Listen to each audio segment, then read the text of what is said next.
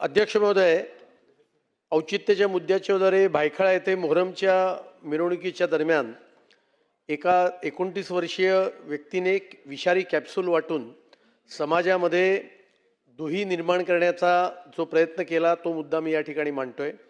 धक्कादायक म्हणजे या आरोपीकडून सुमारे 14,900 विषारी कॅप्सूल या जप्त करण्यात आल्या असून त्यामध्ये उंदरांच्या विषासाठी वापरले जाणारे झिंक फॉस्फाइड हे अत्यंत घातक रसायन आढळल्याचे प्राथमिक तपासात समोर आले आहे। तपासानुसार आरोपीने 30,000 रिकाम्या कॅप्सूल आणि मोठ्या प्रमाणात झिंक फॉस्फाइड मागवले होते। आरोपी ही कॅप्सूल औषध घसल्याचे सांगून मोफत वाटत होता, तर काही नागरिकांना त्यानंतर अस्वस्थतेचा त्रास झाल्याची माहिती आहे। या गंभीर घटनेमागे राज्य सरकारला आणि काही लोकांना बदनाम करण्याचा तसेच समाजामध्ये भीती व अस्थिरता निर्माण करण्याचा डाव आहे असं माझं मत आहे।